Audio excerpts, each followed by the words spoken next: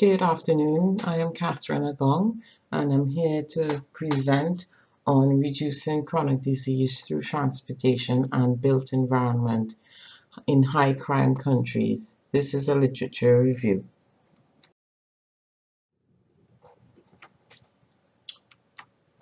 Non-communicable diseases such as cancer and diabetes account for 81% of all deaths in Trinidad and Tobago and 71% of all deaths globally. Modified behavior such as physical inactivity can help reduce the occurrence of NCDs. The built environment includes transportation facilities, parks, and etc. This paper evaluated the main literature relating to how the role of transportation and the built environment can contribute to increased physical activity, specifically active travel, in order to tackle non-communicable diseases.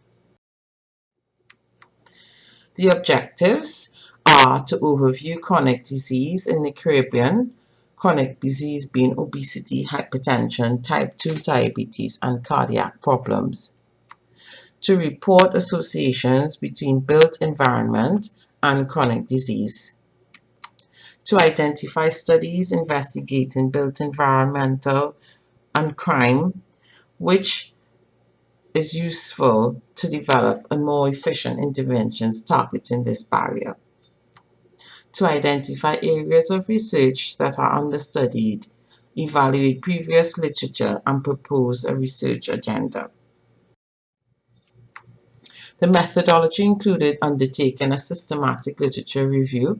The research strategy used keywords being built environment, chronic disease, crime, health, physical activity, and transportation. Study selection included built environment, physical activity, and NCDs, and it excluded traffic, diet, and congestion. Search engines or databases, Google, PubMed, and Medline, were used in order to find relevant literature. Data extraction and assessment studies were undertaken manually and via Microsoft Excel.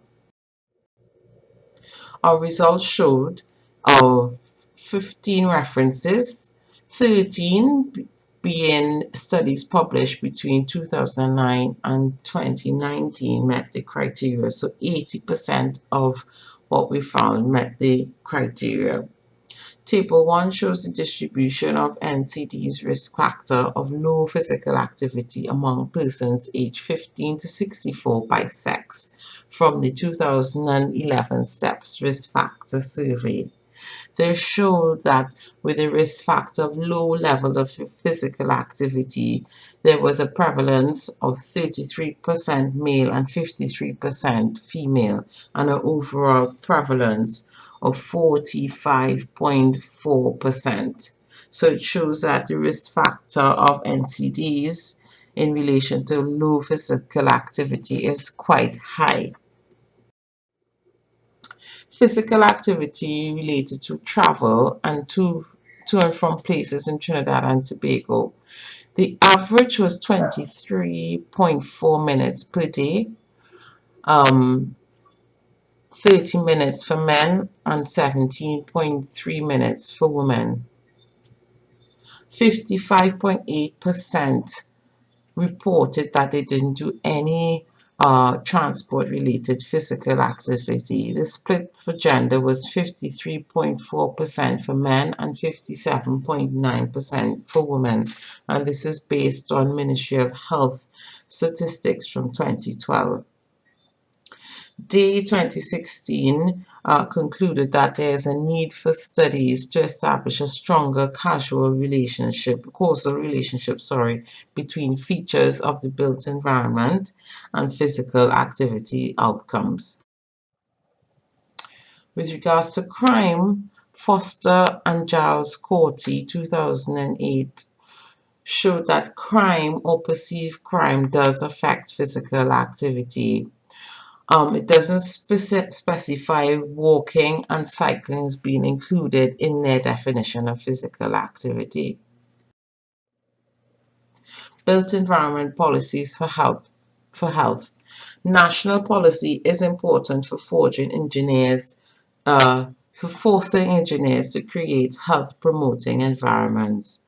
This will help promote physical activity through activities of daily living, such as active travel, example, walking to.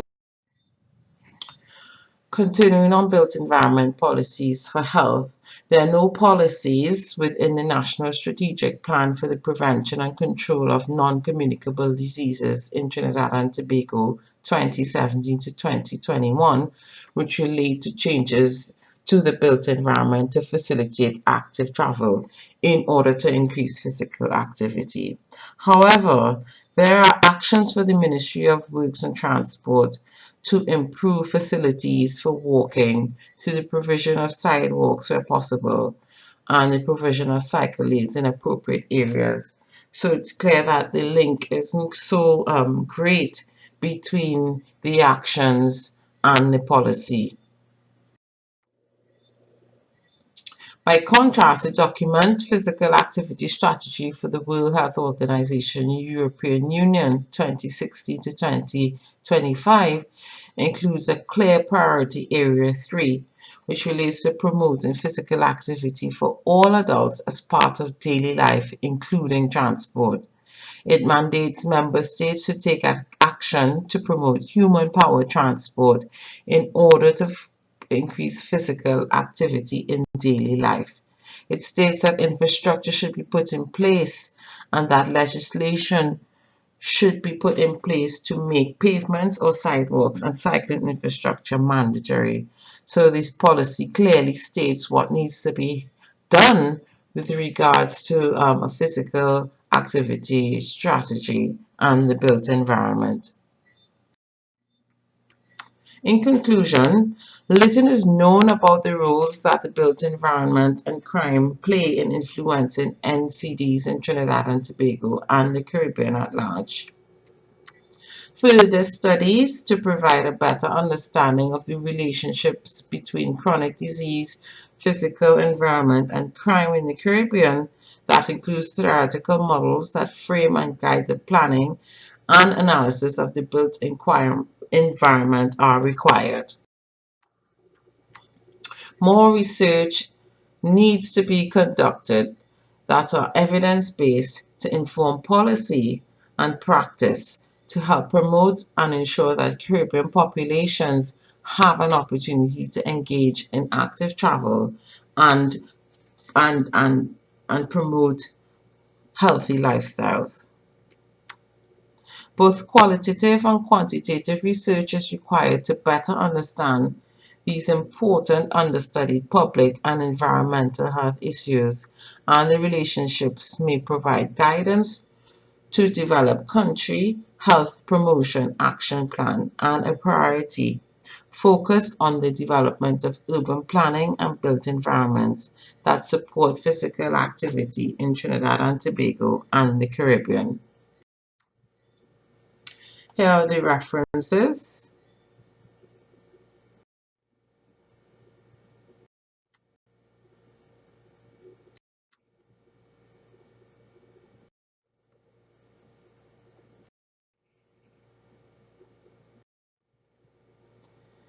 Thank you for listening to my presentation.